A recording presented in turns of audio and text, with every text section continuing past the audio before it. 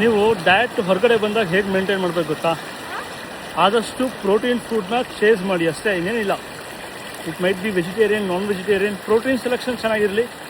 ಜಾಸ್ತಿ oil food ತಿನ್ನಬೇಡಿ. ಜಾಸ್ತಿ ಸ್ವೀಟ್ಸು, ಐಸ್ ಕ್ರೀಮ್ಸು ಅಥವಾ anything which is dense in calorie avoid ಮಾಡಿ ಅಷ್ಟೇ. ಇನ್ನು ಮಿಕ್ಕಿದ್ದು you touch any food in the world, it is either a carbohydrate or fat or combination of both. So protein ಸ್ವಲ್ಪ prioritise ಮಾಡಿದ್ರೆ you can easily manage your routine while you are travelling. So possibility ಇದೆ bro, try ಮಾಡಿ.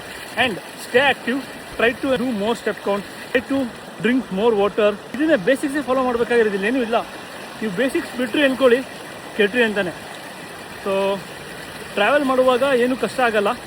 And ಇನ್ನೊಂದು mind set, don't be so perfectionist. Perfection chase ಮಾಡಬೇಡಿ. ನೀವು perfection chase ಮಾಡ್ತಾ ಹೋದಾಗಲೇ ನೀವು ಇನ್ನಷ್ಟು ನೀವು ಸ್ಪಾಯ್ಲ್ ಮಾಡ್ಕೋತಾ ಹೋಗೋದು ರೂಟೀನ್ನ. ಸೊ ಇದ್ದಷ್ಟು ಫಾಲೋ ಮಾಡಿ. ಕೆಲವು ಟೈಮ್ ಆಗಲ್ಲ, ಪ್ರೋಟೀನ್ ಸಿಗಲ್ಲ, ಫೈನ್. ಕೆಲವು ಟೈಮ್ ಆ್ಯಕ್ಟಿವಿಟಿ ಆಗಲ್ಲ, ಫೈನ್. ಕೆಲವು ಟೈಮ್ ನಿಮ್ಗೆ ಎಷ್ಟಾಗುತ್ತೆ ಅಷ್ಟೇ ಮಾಡಿ, ಅದೇ ರಿಕ್ವೈರ್ಮೆಂಟ್ ಇರುತ್ತೆ.